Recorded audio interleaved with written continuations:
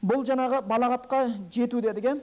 Одан кейін келесі ораза ұстауға шамасы келуі. Шамасы келмесе ораза парыз емес. Мысалы қатты қартаюға байланысты ораза ұстауға шамасы келмей қалатын кісілер болады. Құдай Тағала мойындарына міндет түсіріп қояды. Олар тек қана ұстамаған оразасы үшін бір міскінді тойдырады. Бір күндік тамағын. Сонда 30 күн болса 30 күндік тамақ береді. Болмаса бір қатты ауру, жазылуы үміт етілмей тұрған. Жазылам деген үміті бар болатын болса, ол міскін тойдырмайды, ол қазасын өтейді. Міскін тойдыру келеді. Фамаля местате. Кім егер кімге осы ораза ауыр келсе, оған міскін тойдыру деп аятта келген. Одан кейін жолаушы адамға ораза тұту міндет емес дейді. Жолаушы болатын болса. Бірақ ораза ұстасаңдар сендер үшін жақсырақ дейді. Егер жол қиындық туғызбайтын болса, сәреңді ішкен кезге уақыт таба алатын болсаң, ауыз ашатын кезде ауыз ашатын жерге бара алатын болатын болсаң, онда ораза ұстай берсең болады. Ал ұстамаса күнә жазылмайды. Бірақ қазасын кейін өтеу керекті болып қалады екен. Бұл жалпы оразаға байланысты кішігірім біздің сол хабарларымыз. Енді білесіздер, ораза сондай бір фазилеттері, ерекшеліктері, артықшылықтары көп. Енді оны Аллах Тағала өзі, мен арамдағы сыр, оның сауабын өзім берем дегеннен кейін, ертең шынымен Аллахтың өзім берем деген сыйлығын көзімізбен көрген кезде оны біз түсіне түсеміз. Оразаның қаншалықты маңызды екен. Одан кейін ораза ұстаушы адам ертең жәннатқа кірген кезде құр кіргізе салмайды Аллах Тағала, арнайы есіктен. Жаңа райян деп аталады. Арнайы бір есіктен кіргізеді. Мысалы біз өзімізде қонақ күткен кезде, болмаса бір жерге арнайы қонақ болса, аэропорт деген бар, Аэропортта бүкіл халықтың кіретін есігі бар. Одан кейін тағы не? Қандай? VIP зал ма? VIP зал деген болады. Бұл дүниенің өзінде біз сөйтеміз. Енді ана общий қонақтарымыз аяқтан общий автобусқа мініп кетеді. VIP залдан әдемі кішкентай автобусқа мініп ол барады. Ертең ақыретте де сондай құрметтер бар да. Аллахтың разылығы үшін ұстап барғандарға VIP зал. Райян деген есіктен кіргізіледі. Арнайы нәрселерден кіргізіледі. Сол жерден. Сондықтан бұл оразаның ерекшелігі, өз алдына сондай көп деген міндеттері біздерге міндет екен. Енді жоғарыдағы аятымызға байланысты айтып кетеміз едік.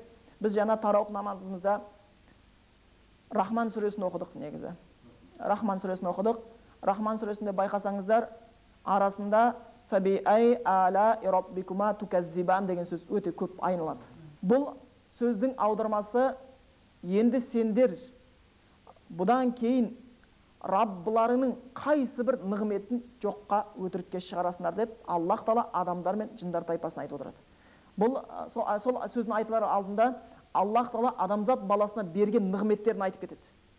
Адамды топырақтан жаратқанын, жынды оттан жаратқанын, олар үшін аспанды құрғанын, олар үшін жерді жаратқанын, олар үшін тағам беріп жатқанын, ер кісі, әйел кісі қылып жаратқанын, сондай көптеген нығметтерін айтып келеді. Әр нығметті айтқан сайын, бұдан кейін Құдайдың қай нығметін өтірікке шығарасыңдар? Бұдан кейін Құдайдың қайсы нығметін өтірікке шығарасыңдар? Бұдан кейін Құдайдың қайсы нығметін өтірікке шығарасыңдар дейді. Пайғамбарымыз Мұхаммед Мұстафа саллаллаху алейхи вассаламның кезінде, пайғамбарымызға осы сүре түскен кезде, пайғамбарымыз оқиды сахабаларына, сонда жындар да келіп тыңдаған екен дейді. Пайғамбарымыз осы сүрені оқиды да кейін айтты сахабаларына, жындар сендерден гөрі жақсырақ болды депті. Таң қалды, неге депті? Өйткені мен аятта сендер бұдан кейін Раббыларының қайсы бір нығметін өтірікке шығарасыңдар деген аят оқыған кезімізде, жындар дейді шырылдап кетті дейді.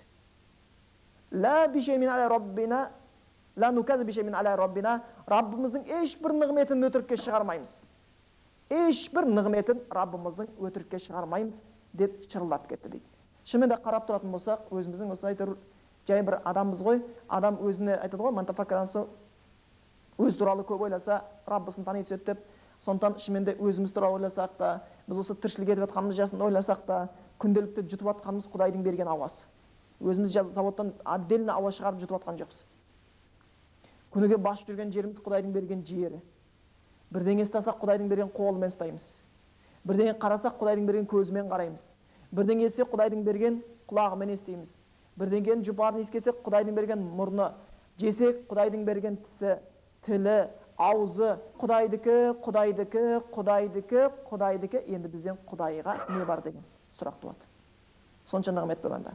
Сондан біз шынымен өмірде өзіміз сондай. Оны нақты о жағынан тегі мына қонақ күтуде қазаққа ештеңені үйретудің қажеті жоқ. Кей кезде басқаларға қазақтан келіп үйреніп алғысы келсе керек екен деп ойлап қаласың. Соның ішінде қазақтың мына құда күтетіні бар. Масқара қатты күтеміз, дұрыс па? Қатты күтеміз. Құдамыз бізді тамаққа шақырса, одан кейін не істейміз? Біз енді біз шақыруымыз керек деп жүреміз, дұрыс па? Мойнымызға міндет жүктелгенде, ай барып жеп келем бір қойдың басын енді. Қой енді мен шақыруым керек. Дайындаламыз. Дастарханды көркем болуға тырысамыз. Енді барынша бүкіл нәрсеміз қолымыздан не келеді, соны істеп, риза қылып, көрсетіп дастарханды шығарсамыз келеді. Майда шүйде дастарханға шақырымыз келмейді. Сөйтіп жағдайымызға шақырамыз, бір күні жолда құдамызды кездесіп қалса, ой шақырайын деп жүрмін деп, құданы көрген кезде ұялып кетеміз. Міне енді шақырайын деп жатырмын осы. Оның тамағын жеп қойдық,